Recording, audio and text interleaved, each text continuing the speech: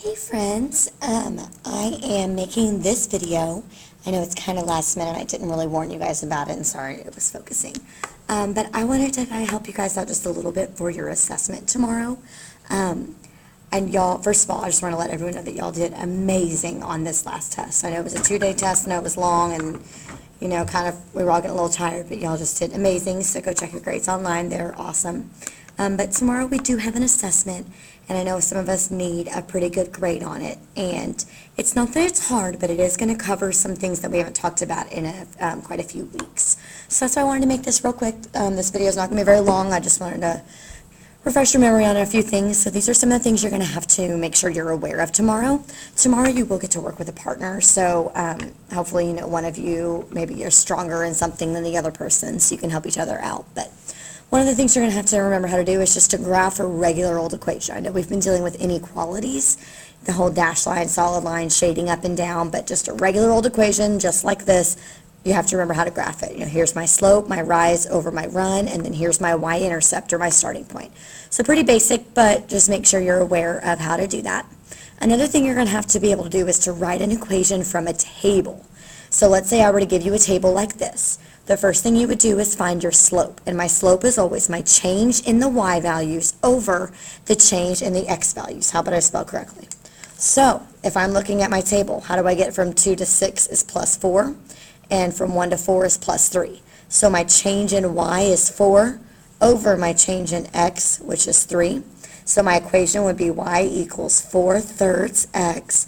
Then I would need to plug it back in and plug this point back into here and see if you need a constant or not. So if I take that 1 and plug it back in, I have y equals 4/3 times 1, and this is not a pretty example, I am sorry. So that's really what, 1 and 1/3, so my y-intercept would be what? I'm trying to get to 2, so it'd be 1/3. So that's not a pretty one. It'll be a lot prettier than that. But just be aware it's change over y, change over x, plug it back in to find for the constant. And then taking it one step further from there, there might be a situation attached to whatever they were talking about right here. So what does the slope mean in a situation? A lot of the times it's, if it was 4/3 and my situation was I am making a certain amount of money in this many hours. So as my hours, after 4 hours, I make $3 or whatever the situation is. So be able to take this and know that these are my y values, how they're changing, and these are how my x values are changing. And then, use the situation at hand and what does my y stand for, what do my x's stand for, and be able to kind of interpret it just a little bit, one step further. Another thing you're going to need to be able to do is to write an equation of a line with an undefined slope. Undefined is one of our special cases. If you remember, whenever I were to give you a line, if I had given you a vertical line and I were to ask you what the slope was of that, we would finish drawing it into a U. So that helped us realize my slope is undefined, so that makes it a vertical line. And since it's a vertical line, it's not a function. So I cannot write y equals whatever number or whatever it is because it's not a function. It has to be x equals. And then this number right here is wherever it crosses my x-axis. So right here it looks like about -5, or, obviously that's not a good graph to tell from. But it's just x is always equal to whatever number it crosses. Because if you look at this vertical line, x is always going to be -5 no matter where I go on this line.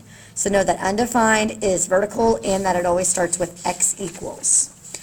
Another thing is, hopefully you guys can remember that whenever we know the y-intercept is just where it crosses the y-axis. So here's my line. But if I decide to change my y-intercept, let's say this is +4, and I want to change it to -2, my line will have shifted down. So all the y-intercept does is either shift your line up or down. That's all it can do. And then parallel and perpendicular lines, I know we haven't talked about in a little bit. Parallel lines have the exact same slope.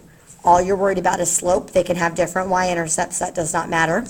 And then perpendicular lines have opposite reciprocal slopes. So reciprocal means to flip. So I'm going to have the opposite sign.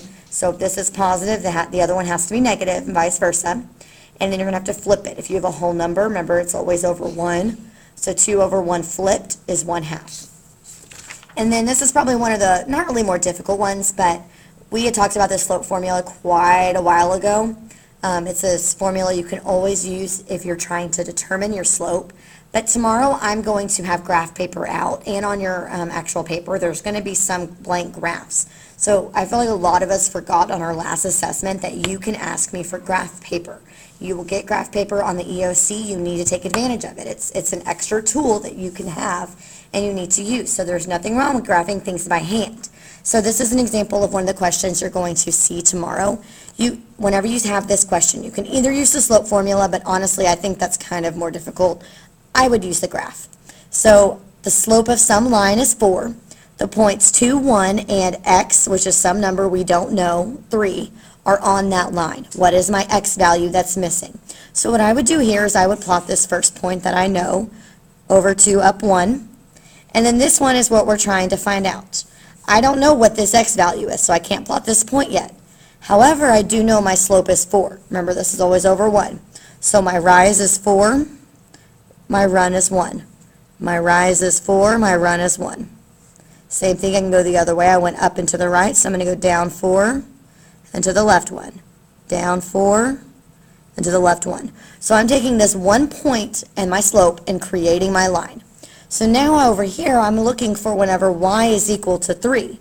So if I were to connect this line, and I were to come up here when y is 3, I could look and say, okay, what is the x value for that one?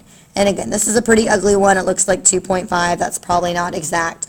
On the one tomorrow, it'll be a lot prettier numbers. It should be whole numbers. So make sure you're using the resources that you have. Tomorrow, like I said, you'll get to work with a partner, and I'm going to let you use notes. So make sure you bring all of that good stuff tomorrow, and I will see you guys later.